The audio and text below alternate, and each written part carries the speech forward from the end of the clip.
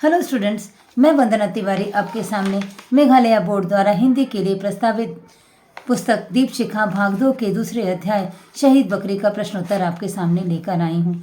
इसके पहले मैं शहीद बकरी का सारांश आपके लिए डाल चुकी हूँ। मेरे चैनल पे अपलोड है, आप उसको देख लीजिएगा। और आज मैं आपके लिए शहीद बकरी का प्रश्नोत्तर लेकर आई हूँ।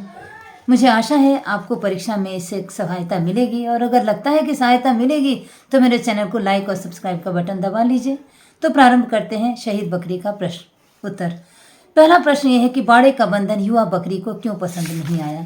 इसके उत्तर में आप लिख लीजिएगा कि बाड़े का बंधन युवा बकरी को इसलिए पसंद नहीं आया क्योंकि वह पहाड़ों पर स्वच्छंद विचरण करना चाहती थी और स्वतंत्र रहना चाहती थी। उसे कैदी जीवन बिल्कुल ही पसंद नहीं था।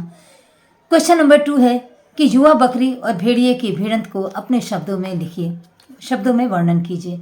तो आप इसके उत्तर में इस प्रकार लिख दीजिएगा कि बकरी को भेड़िए की बकवास सुनने का अवसर न था।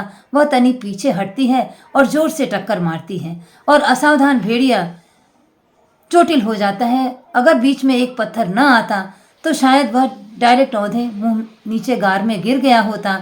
और भेड़िए की जिंदगी का यह पहला अवसर था कि वह बकरी से पिटकर किंग कर्तव्य विमूढ़ हो गया था। अगर अभी तक भेड़िया संभल भी नहीं पाया था, इतने में ही बकरी ने अपने पैने सींग से उसके सीने में इतने जोर से धक्के मारे कि जिसके कारण उसके सीने से लहू की धार बह निकली। और लहू की बहती धार देखकर भेड़िया बिल्कुल भेड़िए के पांव उखड़ गए।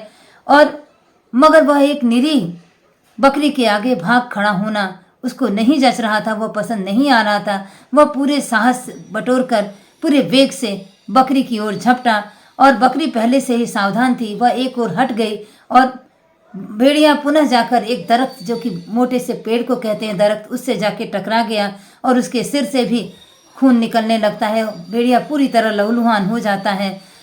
यह देखकर अपने लहू को बहता देख भेड़िए के खून में उबाल आ गया और वह जी जान से बकरी पर टूट पड़ता है। वह बेचारी बकरी कब तक भेड़िए का मुकाबला करती, और दांव पेच देखने की लालसा भी उसकी पूरी हो चुकी थी। और लड़ते लड़ते बकरी भेड़िए के हाथों मृत्यु को प्राप्त हो जाती है, बेचारी ढेर हो जाती है। प्रश्न नंबर 2 इस तरह समाप्त होता है। प्रश्न नंबर 3 में आते हैं। प्रश्न नंबर 3 में होता है कि मरने के वक्त युवा बकरी को किस बात का अफसोस था।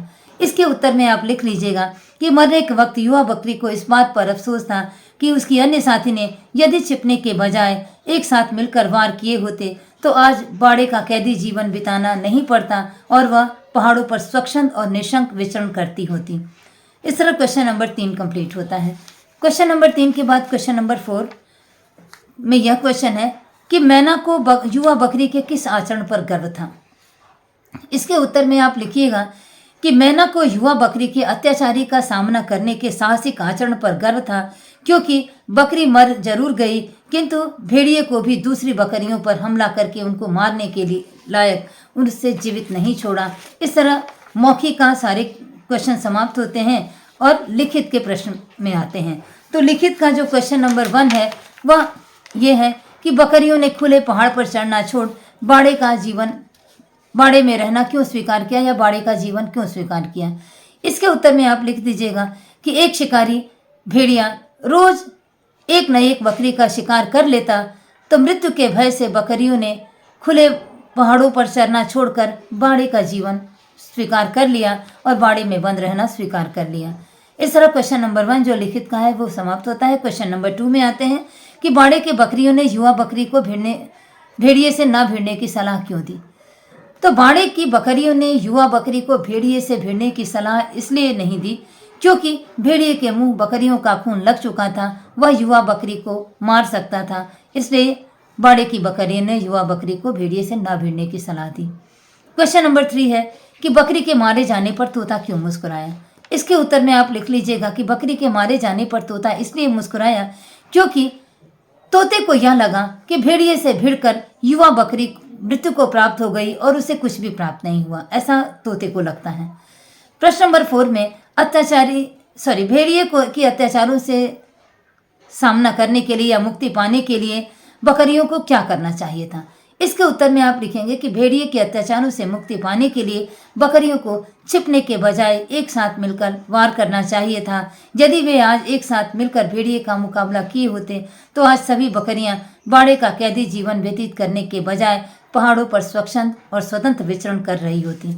और इस तरह क्वेश्चन नंबर 4 समाप्त होता है। क्वेश्चन नंबर 5 में यह है कि इस प्रस्तुत कहानी का क्या संदेश है। तो इसके आंसर में आप लिखिएगा कि प्रस्तुत कहानी में यह संदेश है कि यदि हम मिलजुल कर किसी अत्याचारी का मुकाबला करेंगे तो हम अत्याचारी को ढेर कर सकते हैं, और यदि हम डर कर छिपने लगें तो वो हमें हमेशा डराता रहेगा और हम उसके डर से कभी बाहर निकल नहीं सकेंगे। इस तरह शहीद बकरी कहानी का सारा प्रश्नोत्तर समाप्त होता है। मुझे आशा है आपको परीक्षा में सफलता दिलाएगी। धन्यवाद।